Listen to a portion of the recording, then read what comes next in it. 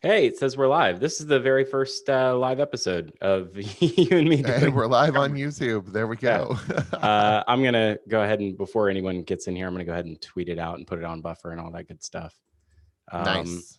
do some crazy face. Like I feel like that's what you're supposed to do. Is you've got to do this like you got to do like a crazy face. The crazy face. Like Oh yeah, like what? And we're back. there it is. Yeah, I got a screenshot. Whoa, like that. That's what Love you got it. to do. I'm gonna mute it over here. All right, let's get it up in Buffer. Um, what's the weather in Seattle right now? It's like 52 and rainy or cloudy, I guess. It's not raining. Just You had cloudy. some problems with like your chicken run or My something. chicken run. My chicken run? Chicken run's fine. I heard the chickens are molting. And Oh yeah, one of our chickens was molting. It happens every once in a while. I'm trying to make you make conversation while I get this Oh, thing I see going. what you're doing now. This is a stall tactic, is what Yes, it this is a is. stall tactic. Oh well, Yeah, we can talk we're about the nothing if holiday. not good for The our stall holidays were tactics. great. The holidays were great. Had great holidays. How Ugh, about you? I hate that conversation. Oh, you We're hate past the that holidays conversation? now. We're Are we? past it. It's I done. mean, They're over. we're in the new year. What are your New Don't Year's tell Disney. resolutions? Disney does not know that the holidays are over yet. I just spent 4 days at Walt Disney World in Orlando. Oh, That there you was a go. special time with family. That sounds very special, fun, It was and special. exhausting. Yeah. Actually, why don't we? You know, it would be really fun. Did you have any personal New Year's resolutions, or what did you do personally to make yourself better as a human being in 2019? Let's talk about that right at the beginning while I get this set up here. Wow, resolutions for 2019. Yeah, yeah. Um, I, You I started running, right? I mean, I've been running before that. Uh, I renewed my commitment to running, but that was about it. I didn't do too much in 2019 in terms of resolutions, but I do have some big resolutions for 2020, which I am excited about. So I am going to run a half marathon, not a full marathon, but a half Dude. marathon this year. So Yeah, that's your 2020 resolution. that's one of them. Yes, one of many. Jeez, Uh-huh. that's awesome, man. Yeah. So what are you going to do to make that happen? Do you have any like Mm-hmm. how are you going to Yeah. approach it? Yeah, I've got a plan to ramp. I've got, I'm going to be adding either a half a mile or a mile a week for the next like 10 weeks. At which point, so I'm hoping to run the marathon, the half marathon. When are you going to run it? So I'm hoping to run it on March 7th. So Nice. I'm up to 5 miles already. Dude, Um, are you for real? I feel like yeah, you're messing with me. I'm not. No. Yep. I ran my fastest 5K just yesterday. So, Dude, uh-huh. you're like a Yep. whole new person. I don't even know who you hmm are anymore. hmm That's awesome. So we'll see how that goes. I'm gonna run it with my brother-in-law. I'm pretty excited. So, it should be good. How about you? I closed out 2019 pretty strong. I wanted to do two things last year. I wanted to do my first triathlon, which I did in the spring. And then I was injured for most of the summer due to my first triathlon that I did in the Ouch. spring. And then, I really wanted to run a marathon distance or greater in a competitive race by the end of the year. And I did that on December 28th. I ran an ultra marathon, which was 50 kilometers or 31 miles. And I That's did that. amazing, man. I'm really glad I didn't survey the course ahead of time because it's not too far from my house, but I just never went out there. And it was sand dunes, Oh my and God. 99% of it was sand. And by mile 10, I was like absolutely destroyed. And so then I Oh, had 21 more miles to go. oh. And it was a beast, but I made it through. Good for you, Um, man. Sand is like my worst nightmare as a runner.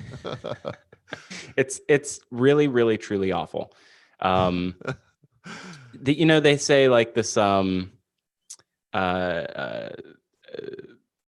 there's like two types of fun. You have type 1 fun is the type of fun that you have while you're doing something, and Yeah. type 2 is the fun that you have when it's over.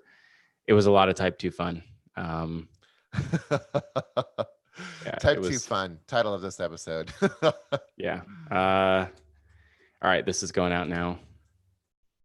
It's good. It's absolutely good. I think type 2 fun is, I mean, you should have some type 1 fun. There's definitely a time and a place for Oh, type for 1 fun. sure. Yeah, yeah. I mean, Disney. You did yeah, Disney. running can be type 1 fun. Yeah. Yeah, I can. It can be. It can. Yeah. It takes a little while to get there. Yep.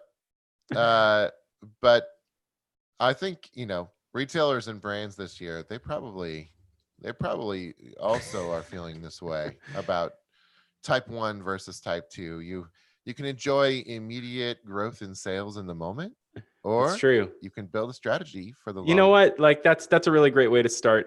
I know. It's perfect. These, by the way, these screenshots of us are ridiculous.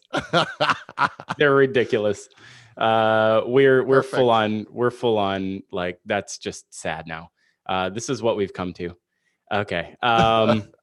We're not going to do this every time. This is No, special. no, This is special. This is special. Yeah. Yeah. It's just the way we're starting out the whole year. No big deal. Yes. All right, let's start the show right up the way we always do. Let's get into it. Great. Well, welcome to Future Commerce, the podcast about cutting edge and next generation commerce. I'm Brian. And I'm Philip, and we are talking about 2019 in review. This is our very first podcast of the year in 2020. And this is we did something like 54 or 55 episodes in 2019, something like that, official episodes. And we launched, we did a lot of things. We'll get into that. We launched a YouTube channel. We're on Instagram. We've, tripled our audience in the last year. It was a huge year, and we got a lot right in our predictions and we got a lot wrong in our predictions. So I thought, why don't we just open the year and just own what we got right or wrong.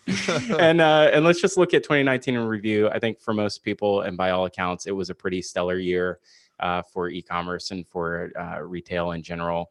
And for the economy, the economy did okay, despite all, against all odds and despite all circumstances and people telling you that it wouldn't. It's done pretty well. Right. So, yep. Let's get into it. So why don't you do, let's talk about one of your predictions first. Yeah. If you actually, let's step back in the time machine and you go back to 2018, end of 2018. If you want to follow along with us, by the way, go to Future Commerce episode 92, 2019 Commerce Trends and Technology. I'll post it. We're actually live right now. I'll post it in the chat. I'll post the link in the chat to it. So we're just going to go through this like literally point by point. Yeah, and I think that's the best way to do it. Really, just hold ourselves accountable, and kind of get into the the meat of the content. Now, one disclaimer. We made many predictions throughout the entire year, so this does not represent our full predictions. I would say we make prediction on like every other episode. Yeah, it's true. That's true. Also, this is probably the first episode we've done just you and me in maybe 6 months almost. That's a really good point. Yeah, so no predictions typically in those interview episodes. So it's been a while when it's just the two of us, which I'm really excited about. I miss these. I miss these too. I know. But at the same time, we tend to descend into very dark places, which takes me to my very first prediction that I made, which was, if it's just you and me, I tend to go big or go home. I went big, real big in my first prediction. I'm like basically death of Apple. Is what I said in so my very first prediction on episode 92, which was our annual predictions episode that opened last year. I said we're going to start to see the beginning of the end of Apple as a dominant force and a player in both culture, right, and in technology. And I pointed to a bunch of reasons why I thought that.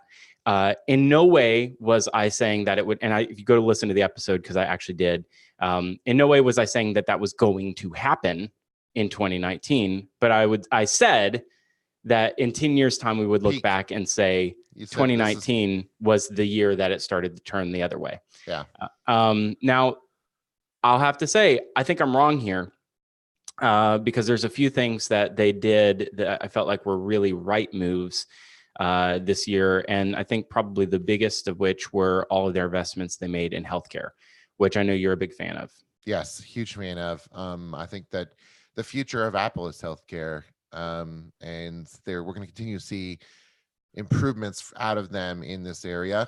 In fact, you know how like retail and brands have been such a big deal for a long time. We've seen a lot of venture come in here, and make disruptions and so on. I feel like healthcare might be like the next personal tech, the next retail of the next few years here. We're going to see a lot of venture in this. I mean, we've seen a lot of venture in healthcare for a long time, but I'm talking like we're going to see leaps and bounds here, and we're starting to see this already. Then we'll talk about that in the predictions episode coming up. But very excited about Apple and healthcare, and I think that we didn't necessarily see Apple coming in here when we talked about this point initially. Yeah, I think we had mentioned too, like there were some, positives in the Apple portfolio, but I think that from a healthcare perspective, they continue to make strides in Apple Watch. AirPods Pro obviously has, it was the hit of Christmas. I think if you go and look, they were sold out pretty much everywhere. AirPods Pro with noise cancellation, no, I don't have them.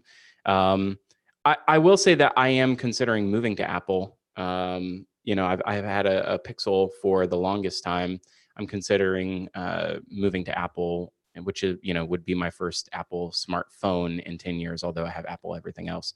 But, they did have some flops too. I think Apple TV Plus doesn't look great from a content perspective, but they're sort of forced to do it. They have to. Actually, you mentioned something about venture. I think, corporate venture could be a big theme for 2020, which is not part of our predictions officially, but corporate venture is a huge emerging category amongst venture capital. And I think that when you look at corporate venture, you could consider a lot of the things that Apple is making strategic bets on as a form of corporate venture, not in traditional venture way, but more in sort of an Apple-esque way if Apple were going to do something of that nature.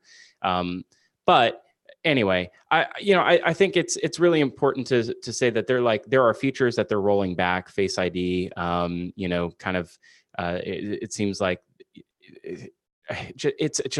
it's just Apple. Like, I don't know, but they made some really good positive moves. They're getting some great reviews of, their MacBook Pro, et cetera. I think it's very important. It's hard to believe that there's been a big and like almost indelible mark in the culture of the way that Apple has actually changed the world. And last thing I'll say about this is I gave a talk that actually started Future Commerce 5 years ago, which was called The Future of Commerce. And I actually talked about, the rise of voice technology and Siri, and the moment that I marked as the important cultural impact, not just that the iPod had in society, but that the Apple iTunes music store had in society, was the one-click Amazon license from that allowed us to purchase songs out of context of albums. Right. And that one-click purchase and that application of utilizing technology from that had already existed from other people, but putting it into a context that consumers want and desire is and always has been Apple's moat, is doing things perfectly. And Apple has struggled to do things perfectly. So anyway, 10 more years, we'll see if the prediction played out. Definitely didn't happen in 2019. Well, and I think, and actually it's interesting. We talked about how Apple was kind of became the leader, and they weren't they're during their rise, they weren't necessarily the leader, and then they kind of took dominance. They're having to figure out, and I actually do think this is true. This is one thing that we talked about. They're having to figure out how to be an innovator in a truer sense.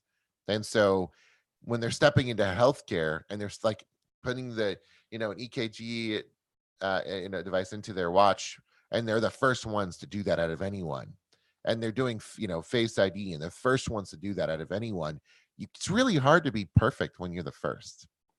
Yeah, but they weren't the first. They weren't the first, MP3 music player, and they weren't the first person to use one click, and they weren't the first person to have, a home.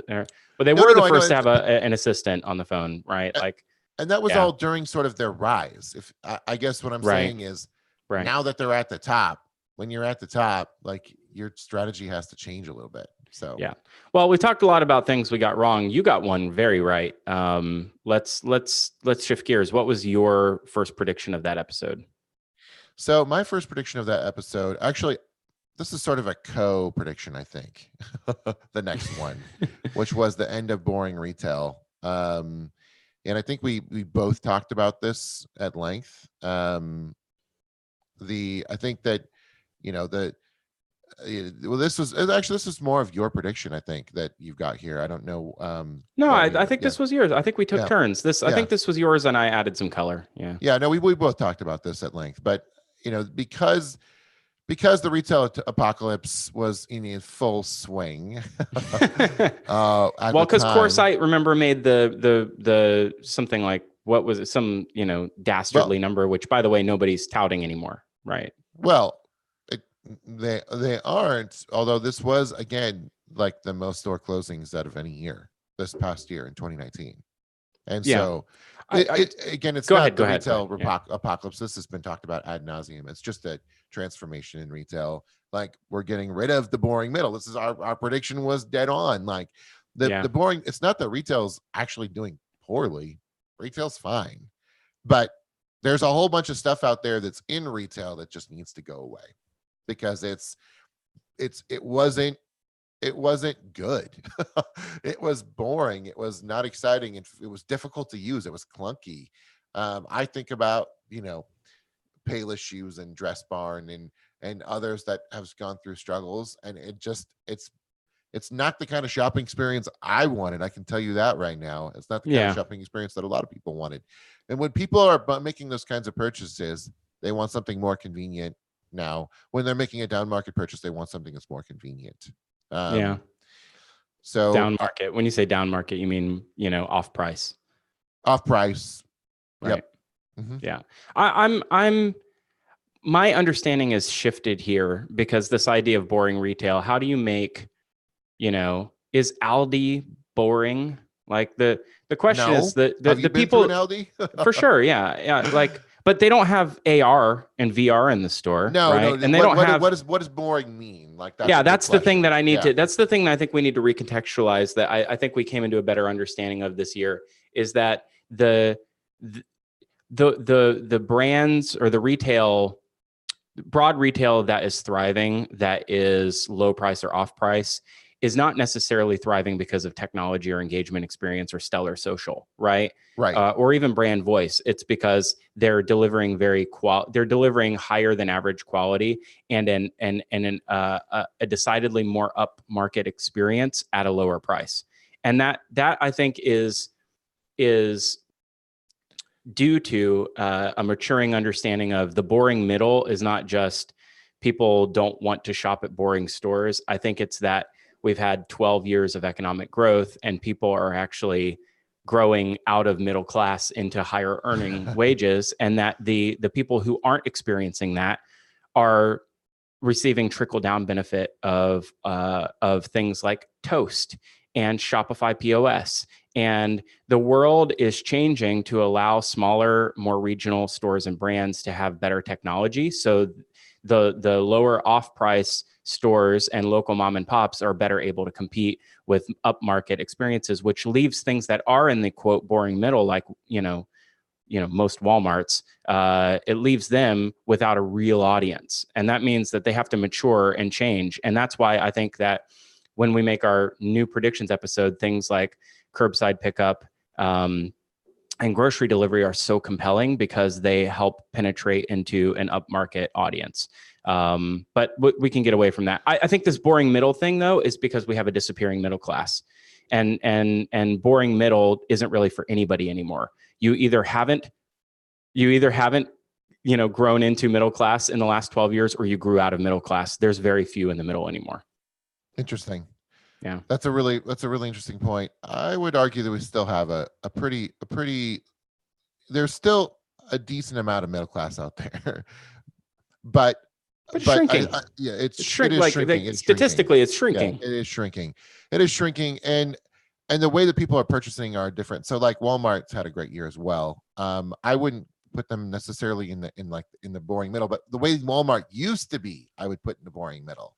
I think that's a good way to put it, because Walmart Yeah. used to Yeah. be exactly right in the boring, like in the boring middle, where Yeah. they had no reason, there was no compelling reason other than price to be there. Yeah, and even then, it's not the same type of. It's not Trader Joe's. And if you want better price and better quality, you can go to Trader Joe's or even Aldi in most instances, and still get. You're not going to be inundated and overwhelmed with all of the things that make Walmart great, which is endless selection. Are also the things that hurt them, because endless selection draws endless droves of people, and it's lines at checkout, and it's cluttered shelves, and it's impossible to get from one end of the store to the next, and it's like millions of SKUs of the exact same thing, and it's just overload. By the way, in this prediction, if you look at the fine detail here, we talk about a lot of brands that are like basically luxury brands, right? So Canada Goose, a Coach, in-store engraving, a Nordstrom. I remember when we went to Shop Talk, we actually evolved our understanding a bit. And we talked a lot about Levi's. Yeah. Remember that? Yes, I do. Levi's after that did pretty much nothing all year long, and sort of rode that wave of, hey, we put the tailor shop in the front of the store. Actually went to one at Disney Springs when we were on vacation this past week. And man, it sounds so much better in a keynote than it actually is. I think that's kind of the truth for almost all of this stuff. Unfortunately, a lot of these retail experiences sound a lot better in a keynote than they actually are. I would totally agree with you there.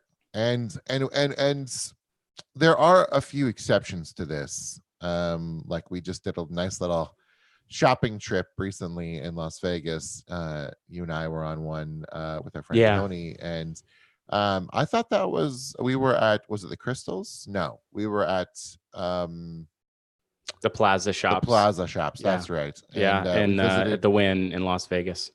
Visited La Labo and James Purse. And I'll be honest, James Purse to me still felt like sort of a typical shopping experience, like really quality stuff for sure, but like it was a very standard store experience, right?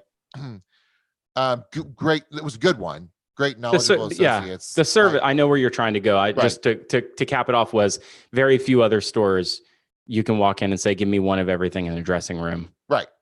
Right. But that's a whole other thing. That's a whole other thing, right? But La Labo, on the other hand, now that was an interesting experience. Totally, that's a totally different. Yeah. You had a whole mess of stuff to say about that in a recent article. That I think in the luxury category, I think like boring. If you're boring, you're done. You can't even exist, right? Right. But I would say that when we talk about boring middle, like someone might suggest that Target is like an upper middle class retail establishment, but they have found a way. Yeah, upper middle class. Yeah, absolutely. They're not off price. They have more premium experience. They have a Starbucks in the store. They have it's a more expensive version of Walmart, and it's better. I would put it firmly in the middle class, but keep going. It's not okay. Yeah. Well, I think that they've actually found a way this year. I'm supporting your theory, by the way, and this into boring retail. They found a way to make it more compelling at an off price. They have launched more and more in-store white labeled brands, or what they call owned brands. Yeah.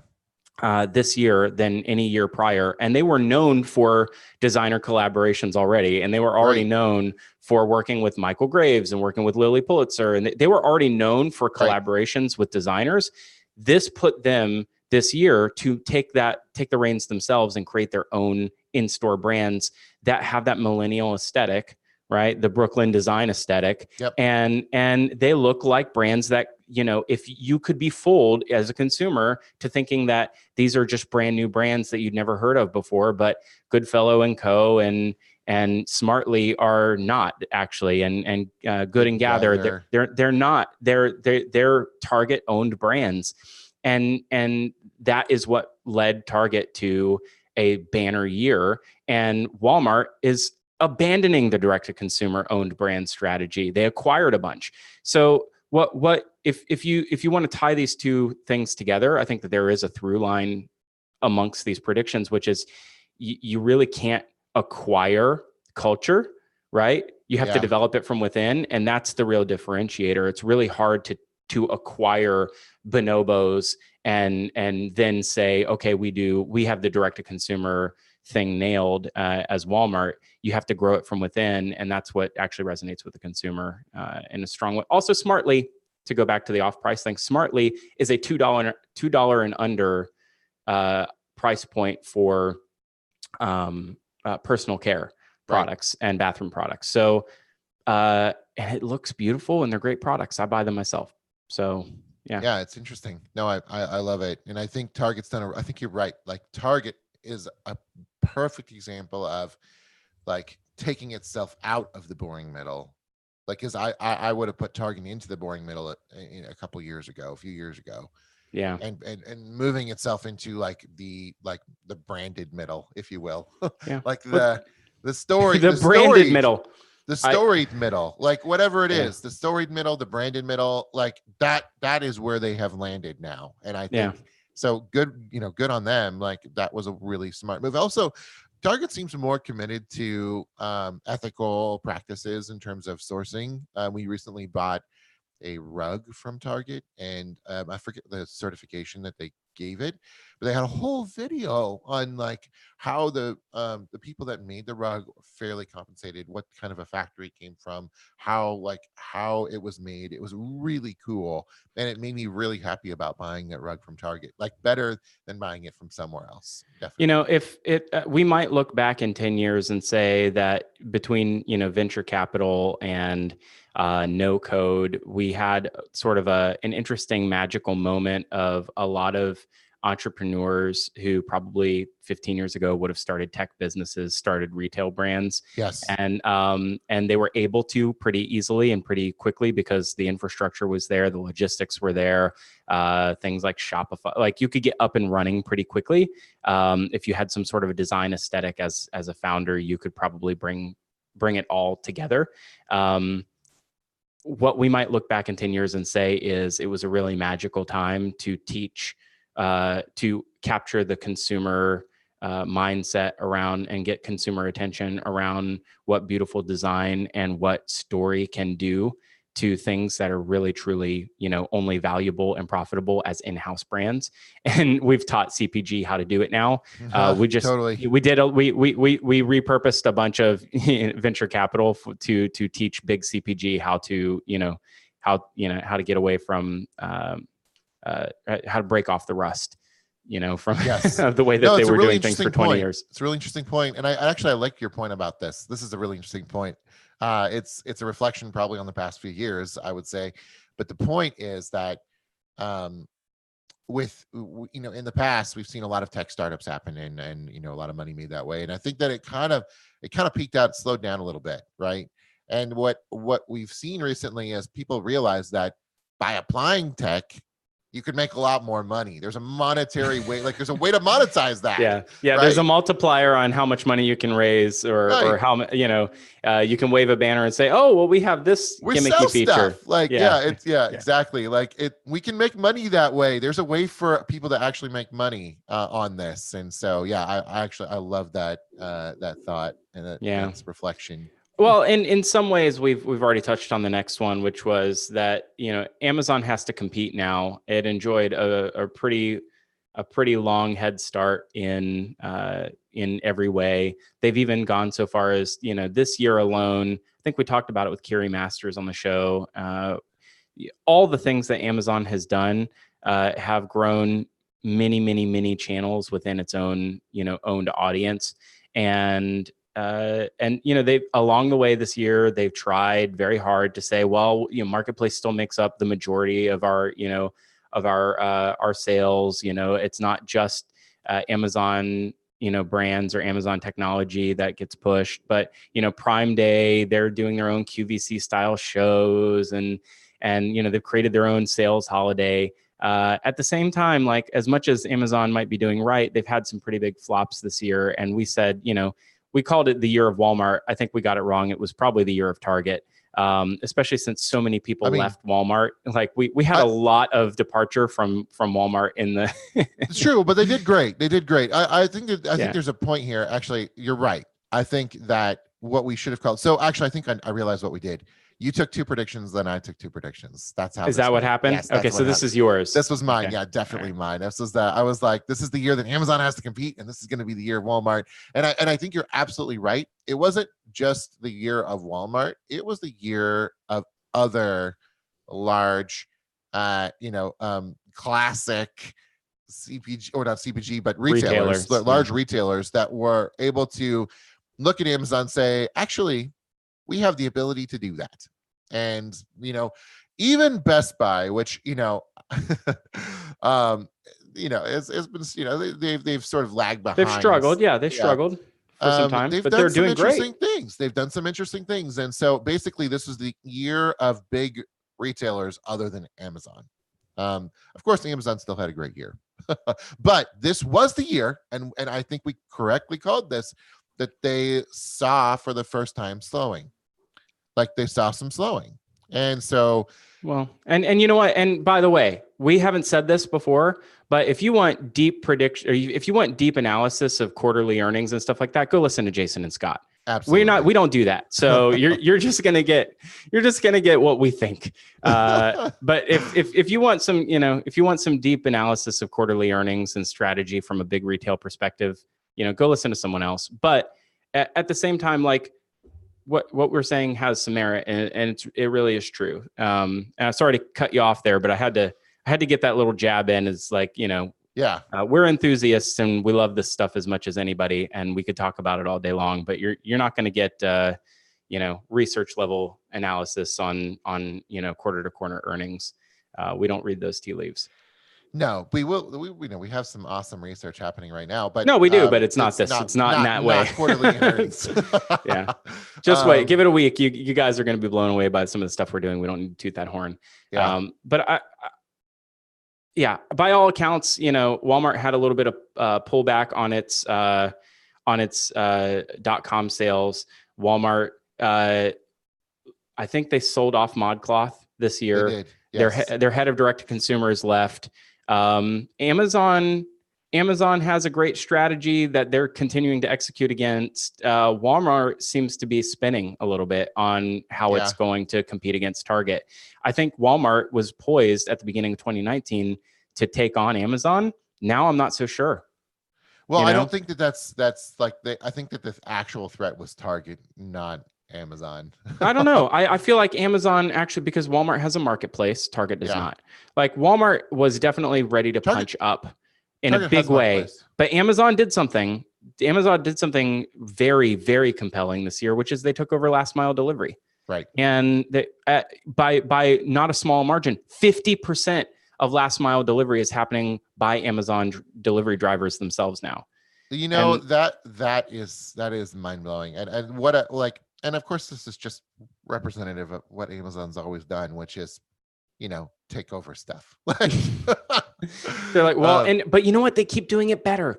That's the problem, right? So when they take it over from FedEx, they say something. They say, I think to myself, I'm like, oh, they're just going to take over. They're just going to take over delivery, but that's not how it works. Just one day, all of a sudden, I get a push notification and a text message that says your delivery driver's 10 stops away. I can see him driving into my neighborhood. He texts me and asks for the gate code. And then I get a picture of the package on your doorstep. This is an expectation that just happened. Yeah. And you know what? It will be now. Yeah, it'll be the de facto, like every single customer is going to say, why don't I have this feature when I buy from Walmart? Why don't I have this feature?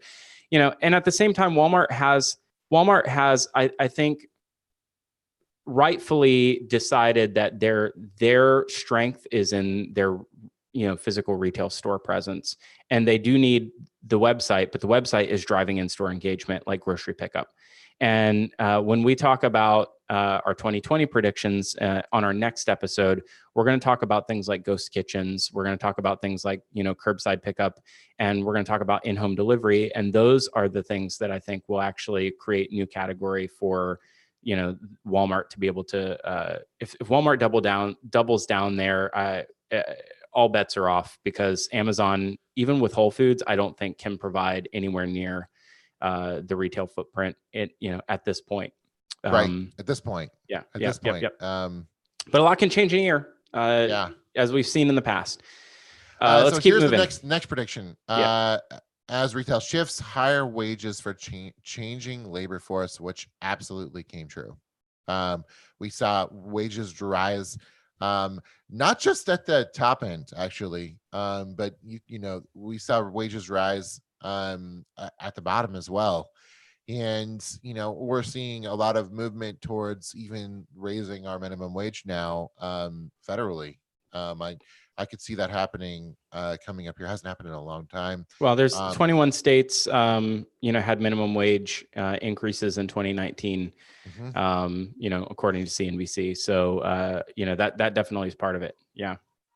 Yeah. So ultimately what this is going to do is you're going to be able to, or what we said was we were going to be able to see more experienced, more adaptable, more cross-trained workers. I think that you're seeing this across the board. You're seeing smarter associates in store. You're seeing more thoughtful training. You're seeing, better engagement of employees. Things are moving up. I think that this is going to be a continued trend in 2020, at least through the election. Yeah. I mean, if you're just talking about percentage growth, there was CoreLogic data that was synthesized. Where is this from? Hillary George Parkin from, you got to doubt the source, so I'll just own it up front.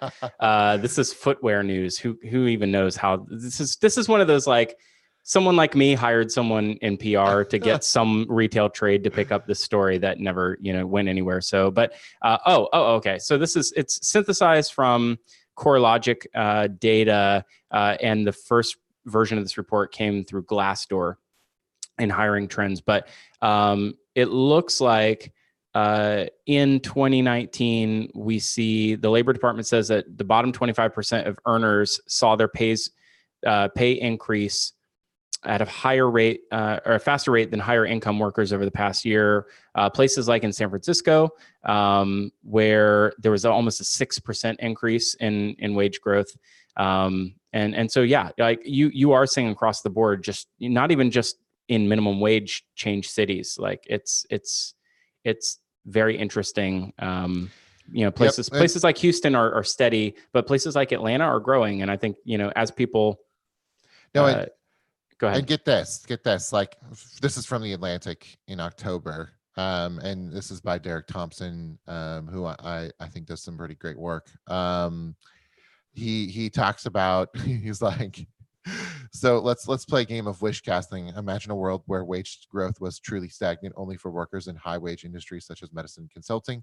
Imagine a labor market where earnings growth for low wage workers such as those who work in retail and restaurants had doubled in the past 5 years. Imagine an economy where wages for the poorest Americans were rising twice as fast as hourly earnings for high wage earners. Yeah. It turns out all three of those things are happening right now. Yeah. If you're making $32,000 a year, a 6% increase isn't, as much as a 2% increase for a $250,000 earner. Absolutely. No, don't get me wrong. Yeah. Don't get me wrong. Like I totally get that. But we are seeing, and again, we talked about this before, like this might have been sort of an indication of inflation, and maybe the final indication of inflation. There's, potentially not. But we are seeing wages rise this year. And I think it's going to continue to happen, even though that's not our predictions. Yeah. Should we go ahead and bust these last two open? Let's do it. Okay. So, I hope we see more wage growth. I'm going to go on the record here because it's not part of our 2020 predictions episode. I do not want to memorialize it on that episode because we are recording that in partnership with Gladly. It's about a report that we're putting out called Vision 2020, and that's a whole separate topic. But I'll put it out here, and somebody who's listening to the show, make a note of it. I believe that we are guaranteed economic growth until the election in November. I feel like You've been all saying this for a while. Yeah, I know, but I don't know if I've said it on the show. I feel like it doesn't matter what has to happen. We will bomb Iran 37 times if that's what it takes. Like it's going, like we are guaranteed another 10 months of economic growth. After the election, all bets are off. But we have to, that's the only way that this administration stays in power is in the United States. I don't know about that, Yeah. but I'm just saying. If the economy is garbage in November, then the chances of a Trump second term are quite low in comparison to if we have a strong economy. But I'm not Nate Silver. And by the way, like synthesizing data from a lot of different sources is probably your best bet instead of just doing exit polling. I think we've all figured that out. I really do believe though, like it doesn't matter. It doesn't matter. It seems like there was, I was just listening to an economics podcast. I can't remember. I listened to a few of them. Maybe Economics Today, something like that. I was just listening to one. Somebody said something like, there's an economic theory. We basically lost control of the economy. Nobody has any control of this thing anymore anyway. I'll have to source that because I think it's an interesting take. But let's talk about something I think that does actually break the economy, but is probably for the social good. Like, there's this really interesting emergence of a trend that we talked about in late 2018 that was on our predictions episode last year, which is secondhand commerce. What we were calling secondhand commerce, I think is it's picking up steam as being called re-commerce. But this, when you look at the investments in that space, I think we had looked at just a couple reports. The first was you look at, Mark Benioff, who Salesforce CEO, who made an investment in StockX. You look at ThreadUp, who had a report that secondhand commerce could overtake fast fashion by 2027. These were, this was a talking point, but we saw huge consumer uptake in not just online secondhand, which was for most of 2019 focused at the luxury market, which was resale of things like watches, handbags, sneakers, streetwear, that kind of thing. But we saw platforms like ThreadUp and even Poshmark, which are allowing people to resell, common goods. And they are taking off in a big way. In fact, there's been an overall trend upwards in physical thrift stores and foot traffic to physical thrift stores. And that's a really interesting engagement. We actually have talked about a new psychographic of a consumer that we put out about a month ago called Carly, which if you've heard of Henry, Henry is a psychographic of a consumer who's a high earner but is not rich yet, right? High earner, not rich yet. That's Henry. Carly is can't afford real life yet. And Carly is a person that we haven't talked about on the show, but has been mentioned on a number of occasions in our FC Insiders newsletter. Carly is the kind of psychographic of a consumer who it might be Gen Z, but not necessarily, but who takes a lot of pride in repurposing and reusing items that already exist to make them her own. And when you think about the idea of a sustainability message that is really taking hold with younger consumers now and the consumer demand that they're putting on retail, some of the qualitative insight that we've gotten back from this 2020 report that's forthcoming is this idea that consumer demand towards brands and the brand experience they want to have is so expensive for brands. We used to worry about whether consumers could afford the products or services. We now worry whether brands can afford the consumer. And you know what brands can afford a consumer? Thrift stores, because they come in looking for the hunt. It's part of the experience. They want to get something that, shows signs of previous life. They get joy out of repurposing and reusing, and they give garments that already exist a second chance at life, or they repurpose, items of furniture. And it's not just because they have less money to spend. I think that's part of it. But there's a sense of pride and ownership in that they're not creating additional waste in the world. And I think that that's a huge trend. And it's, if you had to rank quantitatively what we got the most right out of this predictions episode from last year, I think this might be it. Is that we saw a massive uptick in not just charitable commerce, but secondhand commerce. Yep, and we're going to continue to see that. I think the ThreadUp report has been updated, and I think in the next 5 years, it's going to be over a $50 billion opportunity in apparel alone. Yeah, and we also saw some unbelievable partnerships this past year in the secondhand space. Even Macy's, I think, partnered with ThreadUp. We saw Kunyana in ThreadUp. We saw Goodwill and OfferUp do a partnership. We're seeing a lot of innovation in this space right now. It's going to the secondhand. I mean, we've been beating the secondhand. Yeah, for 3 years. And I think that secondhand is going to continue to see opportunities for formalization.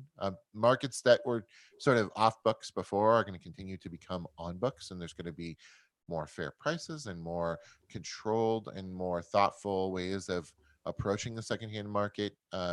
Brands and retailers are going to continue to, they're going to see that their footprint extends well beyond just the initial sale, and they're going to find better ways to own that. Again, none of this is in our predictions episode. I don't know why.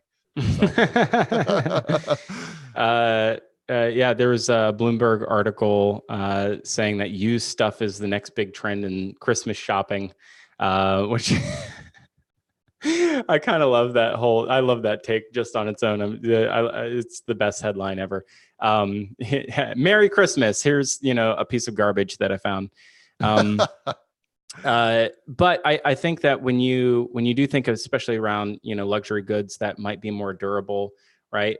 You probably aren't buying an IKEA desk secondhand, because, it's way less durable than something that, might be a Herman Miller chair, right? Totally, absolutely. And it doesn't have the brand cachet. Life. Usually it's like throwaway, it's like you buy something and you're going to use it for a while and then you're going to donate it back. And actually I've done that as well, where it's like it's something you use for a while and then you donate it back. And I think this is happening more and more, where you're seeing even stuff that's not as durable get run through the secondhand market and get passed around a few times, because people want to have different things more often. And so there's a thrift store in the Seattle area called Value Village, and they give you I think it's 20% off coupon if you donate something. And so what you see people do is they'll do a lot of buying and redonating. It's a cycle through thing and pass on. And this is you're seeing things pass hands more than just once. It's multiple times, and it's not always high-end stuff. It's middle market stuff now too.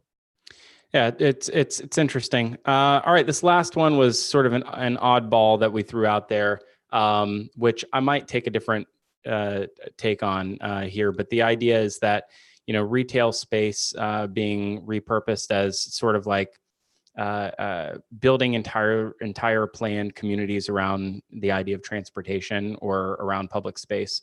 And well, actually, so I think you nailed something here, which was airports have become one of the biggest, largest growing segments in retail right now. Airports are out of control. This is you've got to be in airports. This is where a lot of commerce happens. And so actually, I think this whole connection to travel that you've made with this prediction is absolutely on point. I don't know if that's where you're going to go. I am happy to look in retrospect and say how right I was. I don't know that I had it in mind that way when I said it. But I do like this idea of repurposing what Jenny Odell in her book, Resisting the Attention Economy, would call fake public space. This idea that, you have a retail space like a mall that, nowadays, there are malls here in Florida that have a movie theater in it where Dillard's used to be, and where the Nordstrom is, it's being torn down and they're putting in a water park. And on the other side of the mall, you know, there's a church moving into, like a big mega church is moving into one of the old tentpole retail spaces. Like, I don't know. It is like the idea of mall being fully and wholly only around the idea of retail or commerce is changing dramatically. And if you look at the brand new investment in retail space, that's actually not how retail space is actually designed anymore. And you and I, we talked about this. I did a tour with Brandon. What's his name from Massarich? That's Brandon Singer. Brandon Singer. No, that's Brandon No, L. that's Singer. No, he was on our. Although I think he'd probably be pretty. I think we actually mixed him up twice now with Brandon. This Singer, is that twice. It's Brandon Hoffman. Brandon Hoffman. Thank you. Sorry, Brandon. 2 times. That's what you get for a live episode. Brandon Hoffman walked me around the Century City, Los Angeles Westfield, and when you look at the way that they're designing health and wellness, right next to eating and dining, next to, yes, retail, but there's a co-working facility in the space. When you look at the way that, and then it's part of the retail plan to have multifamily housing right next door and an office environment in an adjacent property. It's all being meticulously planned so that all parts of your life can exist around this new idea of the town square. And that's what I think that, you know, a lot of these mid-level malls that are falling into that are prone to that boring middle, like store closure, could see new life by inviting in, you know, more professional workforce, inviting the likes of, you know, Google to come have offices there, opening up co-working facilities, creating more than just a reason to be there other than the next sale. And so I do think travel is a big part of that, and having hubs, you know, that repurpose some of that parking and make them new green spaces would be really interesting. But we'll see. This is also probably more of a long-term prediction. I don't know that we could have ever seen that happen in just a year, but we do see signs of it. Yeah, no, I agree. Well, there you have it. Predictions from 2019. Analyzed and looked back upon, reflected upon. Yeah. So we made some good ones. I think happy. so. Yeah. And thanks to those in the chat that participated. Mark Johnson actually just jumped in and said, look at what the Denver airport's doing. They're redoing the whole terminal to make it into a mall. Europe's been on this train for a while. In fact, if you want luxury goods in Europe, you go to the mall in the airport, you know, to get it duty free as you're going to another place. And that's so they've been on it for a long time. I think it's interesting. Well, can you tease a little bit about what's going to be on our next episode and how we're going to handle that one? Our next episode is going to be probably my favorite episode of the whole year. Is that a prediction? Predictions 2020. We have a report coming out, which we are absolutely excited about. It's called Vision 2020. It is in partnership with Gladly, who's been a great partner in this process. And we are going to talk about what is coming in 2020 and reflect on the decade ahead. This is going to be the 20s, the new 20s. I was just talking with Elizabeth, my wife, yesterday about how now we can't refer to the 20s as the 20s. We referred to them as the 20s our whole lives. And now it's going to be the 1920s. And these are going to be the 20s, which is just a really weird concept. We've never really had this before like this, because you never, call the 19 teens the teens. The teens, yeah. Yeah. And so it'll be interesting. Like, we have a new 20s. This is where things really renew, and we're really on to the next decade, or we're on to the next century. This is where the real meat of the century starts. We're just getting started in the past 20 years. So can I blow your mind? Yeah, please. Can I blow your mind? A child born this year will see the year 3000 when they're 80. A child born this year. A child born this year will see the year 2300. 2003. That's what I meant. I'm sorry. 2300. Sorry, I'm stupid. Man, that is a long living child. 2300. Technology. No, yeah, Yeah, 2020. Sorry, 2100. We can't add today. absolutely. What is wrong with us? I know. We're out of our mind. Names, 2020. numbers, it's all usually edited Oh out. That's the God, thing. Chris cut the whole end of this. This is memorialized forever on YouTube. uh, No, but the idea to see like that the turn of the century is feasible for someone who's born right now.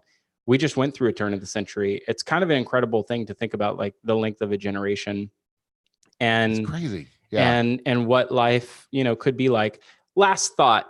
I had a whole rant that I had planned to do on Twitter yesterday, and then I was like, yeah, I'm on vacation, so I'm not going to do that. Good for you. But we visited Epcot. It was the first time. It was the first time I had been at Epcot at Walt Disney World Resort in maybe 15 years, maybe 20 years, maybe. I was a kid the last time I went to Epcot, and I remember Epcot. It was always my favorite theme park. That's how I remembered it, because I love the idea of the future, to live in a future where we're exploring space and men are going to Mars, and this, if you go to Magic Kingdom and you go on the Carousel of Progress, it's pretty sad because we caught up, right? This idea of Right. the idea of the future that they were projecting is actually the future of 10 years ago. Like we got there, and Epcot is basically in shambles. It's Yeah. torn. It's under construction everywhere. All of the things that were about the future of humanity have left. They're gone. They're all being torn down, and they're all being repurposed to be Pixar rides. And I thought that was really, really sad. Like, I mean, I think that this is a perfect anecdote, actually. We've talked about a lot about technology on the show, Yeah. and we've talked a lot about what the future is going to look like. And I think we can safely say that technology will play a part in the future, but it's just happening in very different ways than everyone thought that it would. And yes, we've caught up on the carousel of dreams or whatever it's called. But a lot of stuff that was at Epcot, like the idea of going to Mars, and the idea of having flying cars, and the idea of hoverboards, and all of the movie stuff, it's not been as glamorous as we all thought. But is it ever really? That's my It will point. be. It will be in hindsight, right? We Yeah. tend to romanticize the past, right? Yep. Yeah. That's a good point. But yeah, it's not as glamorous. But in some ways, I think I'd asked you this question at dinner a couple weeks ago. Do you think that the 2 decades between 1980 to 2000 were the biggest cultural shift in the last 40 years, or do you think that the 2 decades that we just finished were the biggest cultural shift of the last 40 years, like from 2000 to 2020? Yeah, and I think we both said that there's some points on both sides. I think you initially didn't ask it as a culture shift. If it's culture shift, I would say the last 2 decades. Yeah, definitely. It's I think it's the biggest change maybe in all of human history, to say that we not only are we globally connected, which is what the internet brought us, but it's literally on our hip at all moments. Like we have smartphones in our pockets. Yes. We have everything is different, right? Everything is different. And the point that I was making about Epcot is I think it's really sad that we caught up to an idealized version of the future. We don't live in an idealized future, but it was a future that we were dreaming about, of a common welfare, a common good that everybody was participating in for the best of humanity and to represent the best of us. And that was our version of the future. We do not hold or dream or about a future where we innovate for the common good of all man. We live in a present that is for the common good of one person, and that's yourself. And I think that's pretty sad, right? And everything else aside, it's being torn down to celebrate, new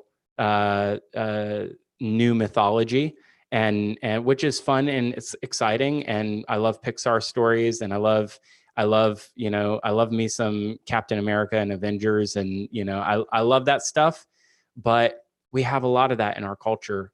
We're tearing down, the last part of what made that park so special, which was a vision of the future, and we won't have it anymore. And I think that that's pretty sad. While this took a weird turn, I'm sorry about that, but hey, it went dark. You predicted it at the Yeah. beginning of the episode when we're together. Freaking- It ends up dark at some point, and boom, at the end, you just brought it home. Yeah, you can always trust You were me. just fulfilling your own prediction. I love that. You can always trust me to bring it to the dark side a bit. Okay, well, that's it. It's been a great episode. Thank you so much for listening or watching. And you can get everything Future Commerce over at futurecommerce.fm. Lend your voice to the conversation. We've got a new website coming pretty soon in the next few weeks. Oh, you just announced it like that live on the internet. Hey, guess what? New website, big announcement. Yeah. We're taking so you actually can't find everything by Future Commerce right now at futurecommerce.fm. You can find most things by Future Commerce at futurecommerce.fm right now. But we're going to be launching a new website, which will include our other forms of content all in one handy place to get them, which is super exciting. Yeah. Cannot wait to see this take flight in this new year. And what I would like is, I want to show it to some people. If you want to see it, drop us a line at hello at futurecommerce.fm and subscribe to our FC Insiders newsletter, which has a lot of these pieces of content like we were talking about, like some of the pieces about Carly and some others, and long form essays that are about the future of your retail business and how you can take some of the insights and the thoughts that we're putting into long form, and you can use those to shape your idea of what your business is all about.